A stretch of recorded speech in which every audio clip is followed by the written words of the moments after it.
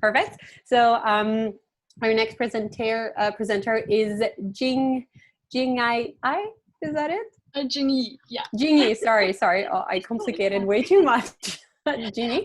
And your project was on analyzing politician tweets during the COVID-19 pandemic. So exactly. The floor is yours if you want to go. I'm going to share my screen. Okay, so first of all, really big, huge, great job to the first team. I mean, they really set the bar really high. And after seeing all those fancy images, I was like, yeah, what I did is really kindergarten level. But I think, the result is kind of fun. I mean, I really enjoyed the process. So although I didn't really accomplish too much as the previous team, but I still think this is kind of a great learning opportunity for me as well. So the topic that I'm going to present today, let me just put it in presentation mode. So I guess you can all see my screen, hopefully. Yes. Okay, perfect. Thank you. Yeah, so the topic I'm going to talk about is analyzing political tweets during the COVID-19 pandemic. I wasn't, yeah. So the focus is really on the Canadian First Ministers, including both federal and provincial level, and also the US President and the UK Prime Minister. So the kind of what got me interested in this topic is we all know that, we always say that real leaders are forged in crisis. And I feel right now currently is definitely, the COVID-19 pandemic is definitely unprecedented, challenge for all of us. And I think especially in the current situation for the world leaders, they may take upon more responsibilities than us. And then so, I decided to analyze, so how are these people actually dealing with the current crisis, and how are they really communicating or taking care of the people in their country? For this analysis, because we are in Canada, so I decided to put more focus on Canada. So that's why I decided to include both, the Prime Minister, Justin Trudeau, and also all the premiers of all the provinces in Canada. And then on top of that, I think it's also interesting to compare, Canadian leaders with other, leaders in other countries. And also because of the language limitations, so I decided to include only US and UK in this, in my analysis. And also in terms of why I chose Twitter, because I have written a lot of things, I have read a lot of articles on, why Twitter is kind of this common, common tools for politicians. And I do think, right now Twitter has really a huge impact. So that's why it gave me this first initiative to decide to, conduct this analysis. And then moving on. So the data collection process, I collected, as I mentioned, 14 Canadians and 1 US president and 1 prime minister of the UK, United Kingdom. And so in total, I collected about 7,000 tweets. And the time frame is between February the 1st to June the 12th.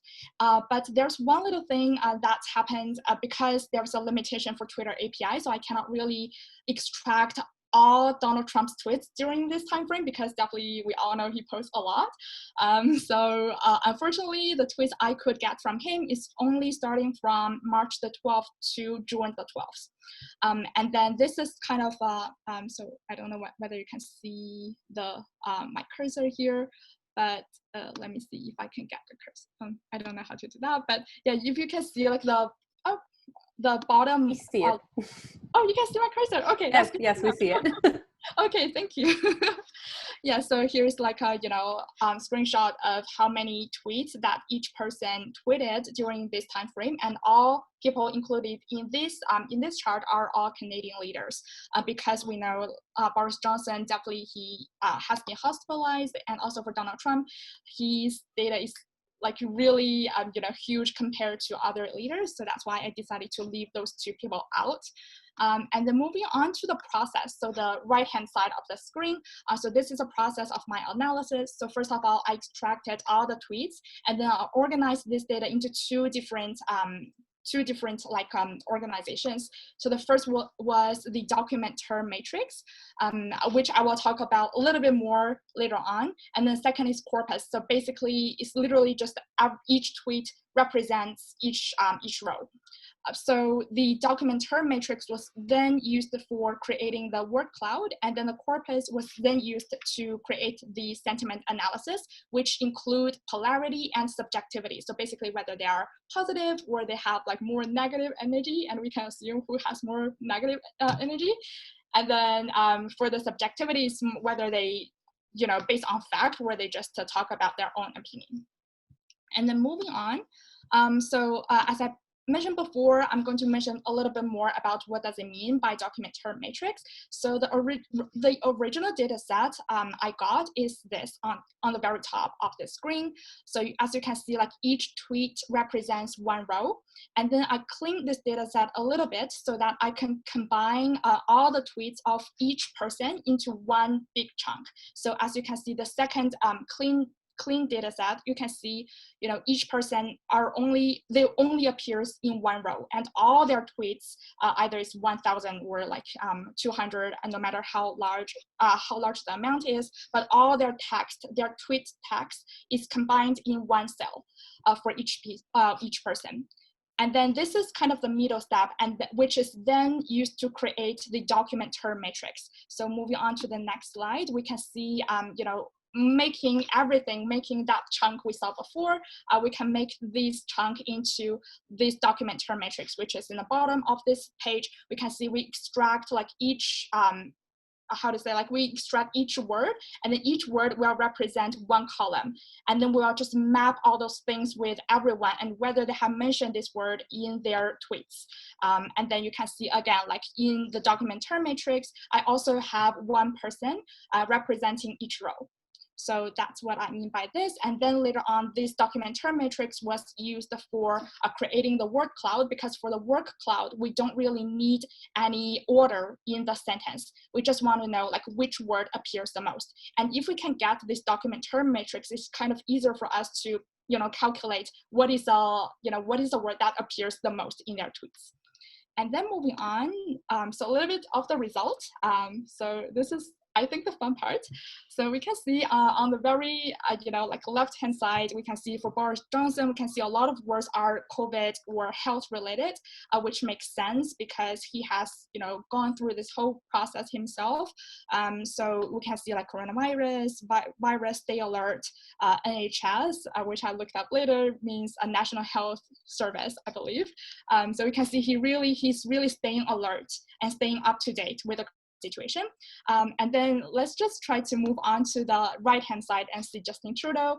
And he also mentioned a lot of really, I think, positive words, for example, like help, and then, people, and I believe there was like a support, here, and safe, all those things. Is also like, he's also really, I may say, concerned about the current situation. Well, as for Donald Trump, as we can see in the middle, he definitely believes everything's still great, and a lot of news are fake news.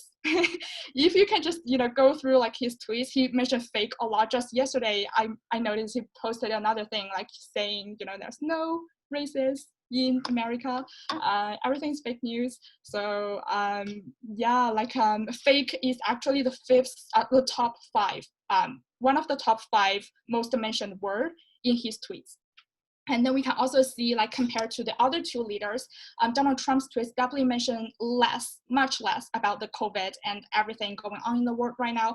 But instead, he mentioned a lot, for example, like Joe Biden, China, and military, and all those political stuff. So yeah, that's kind of like a really stark contrast from my perspective.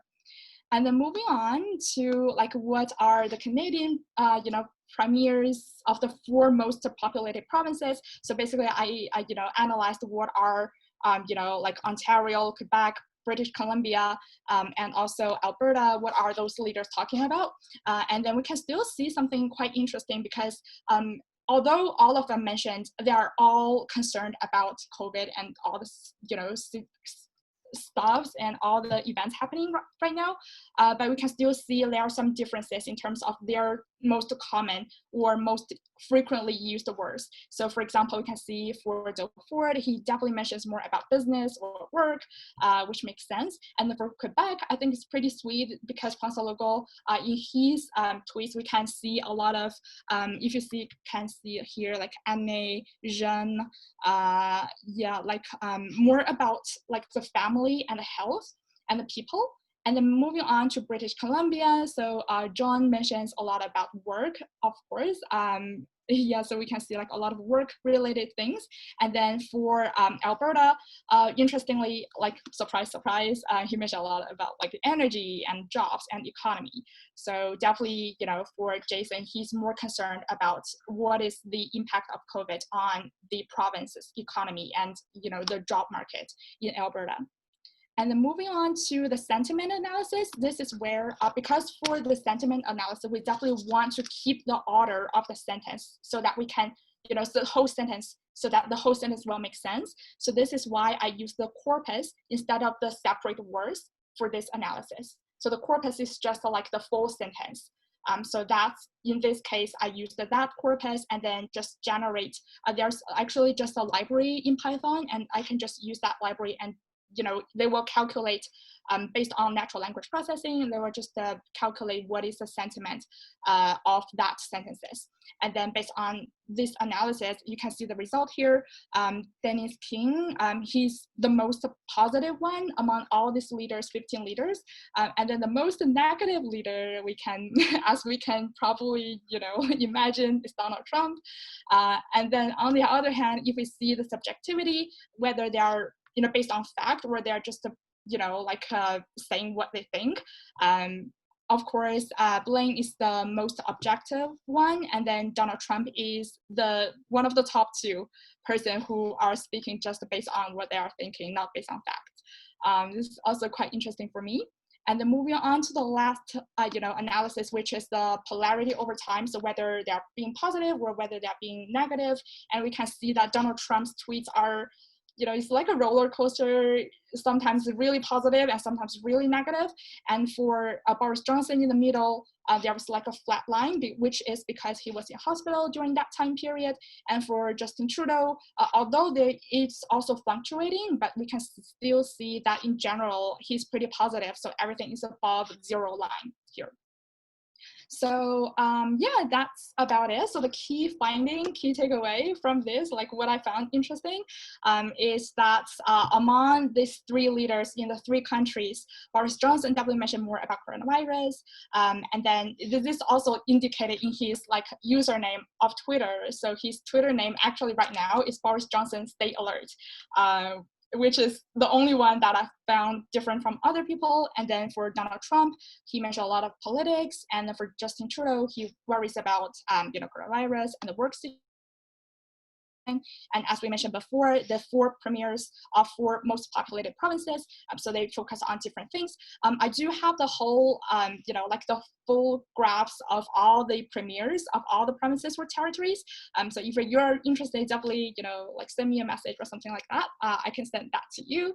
Yeah, and then I guess that's it. Thank you so much for, you know, like creating all these opportunities, and just as my peers who mentioned before, it's definitely a great learning opportunity, and we really appreciate that you are creating this, you know, platform for us. And then it's really nice to just be within this community and together, you know, work together with like-minded people. So I really appreciate it. Thank you so much.